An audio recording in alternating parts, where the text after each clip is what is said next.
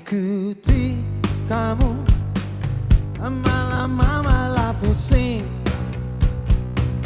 bisa buat aku sinting, yeah, gara-gara kamu. Grup band Slank memang sangat fenomenal di jagat musik tanah air.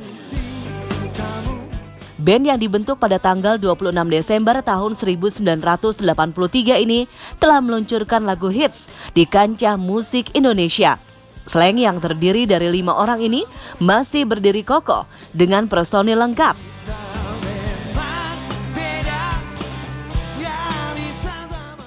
Solidaritas dan juga hubungan yang dibina oleh band Slank sangatlah erat. Itulah mengapa hingga kini personil band Slank pun tak tergantikan. Slank bahkan dinilai menjadi salah satu grup band berpengaruh di Indonesia yang masih dilirik oleh generasi milenial. Walaupun Slank sempat dikenal memiliki masa lalu yang kelam, seiring berjalannya waktu, kini mereka telah berubah. Mulai dari hijrahnya Ivanka Slank selaku basisnya. Tahun 2000, akhirnya kita declare, kita cerita ke media bahwa kita berhenti sama drugs. Terus kemudian waktu berlanjut, tahun 2000, 2004 gue menikah. Kan katanya kalau orang menikah itu berarti udah 50% menyelamatkan hidupnya dia. Waktu pas mau beranjak ke pernikahan dulu nih, jadi mertua gue bilang, oh kalau saya sih pengennya punya mantu tuh yang beriman. Jadi sebelum nikah gue diminta untuk menghatamkan Quran. Dan itu berhasil, dan menjelang ayat-ayat terakhir tuh, itu emang dahsyatnya Quran. Wah, ada gejolak di emosi gue, di dada ini gitu loh. Di ayat terakhir di surat Anas tuh gue nangis tuh. Ku tahu cinta tak harus menguasai. Usai menikah, Ivanka mengakui bahwa dirinya belum sepenuhnya bisa menjalani perintah Allah dengan sempurna. Basis Slank ini bahkan menyadari belum menjalani ibadah sholat sepenuhnya. Hingga akhirnya Ivanka mengalami kehilangan sahabat terdekatnya yang membuatnya berpikir untuk lebih baik menjalani ibadah. Ini kalau Allah mau ambil seseorang ya, dipanggil gitu kan, kapan aja bisa kejadian. Sekarang gue akhirnya bertanya pada diri gue, kalau itu kejadian sama diri gue, siap nggak? Kayaknya udah nih, selesai nih sama hidup yang nggak jelas. Sholat ya, kita Islam tapi kita nggak sholat, itu kan pertanyaan juga kan, bahwa sebenarnya identitas kita sebagai Muslim kan ada di sholat kita gitu. Yang mana apalagi pada saat kita dipanggil, amalan yang akan ditimbang pertama kali adalah sholat. Ya, gue berkontemplasi terus.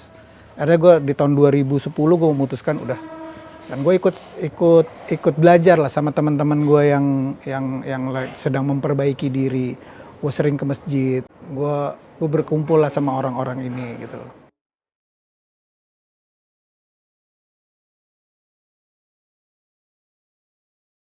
Berhijrah tentu proses yang tak mudah. Naik turunnya iman juga sempat dirasakan pria yang memiliki nama lengkap Ivan Kurniawan Arifin ini. Berhijrah menjadi lebih baik tentu harus memiliki niat yang kuat dari dalam diri serta lingkungan yang selalu mendukungnya. Ivanka menyatakan hijrahnya dikuatkan dengan dukungan keluarga maupun teman-teman Slank. Kaget. Karena gini, boleh dibilang tuh sosok gua di Slank itu mungkin sosok yang paling bandel kali ya, paling bangor lah. Jadi waktu pas gua ternyata berubahnya kayak begitu, mungkin di luar ekspektasinya mereka gitu ya. Kaget sih. Tapi justru sebenarnya mungkin ya buat gua, kayaknya gua mesti melangkah ke arah itu karena gua menyadari bahwa gua yang paling bangor ini, kayaknya untuk bisa menyamai kebaikan teman-teman gue di Slank, ya gue harus melangkah ke sana gitu.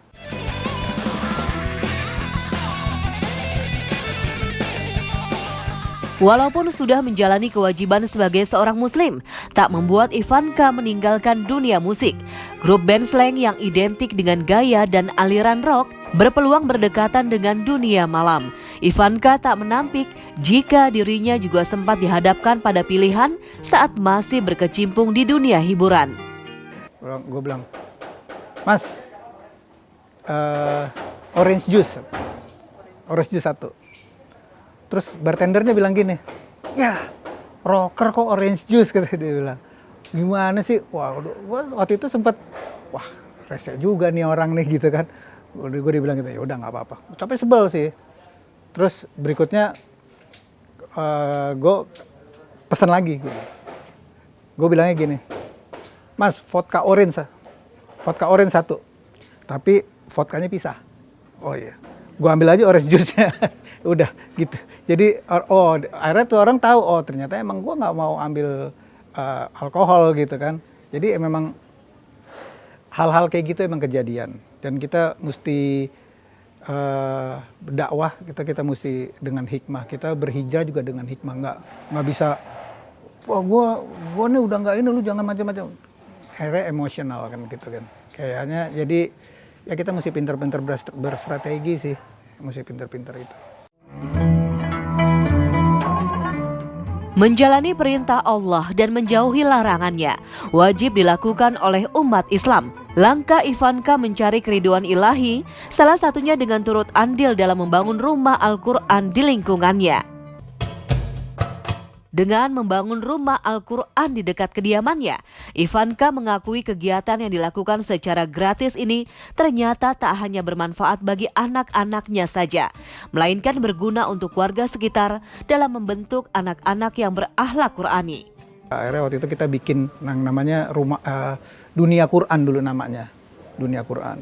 Kita punya ada santrinya tuh sebenarnya anak-anak kita sendiri gitu, supaya anak-anak kita belajar di satu PAUD, kita panggil guru, kita bikin sistem pembelajarannya seperti apa, yang kurikulumnya oleh mereka si pengajar ini gitu loh, pengajar. Ya akhirnya gayung bersambut, malah yang tadinya Dunia Quran terus akhirnya kemudian berubah jadi Rumah Quran dan santrinya jadi lebih banyak. Dan gue nggak pernah merencanakan itu gitu. Ternyata gue ditempatkan sama Allah di dalam lingkungan yang seperti itu.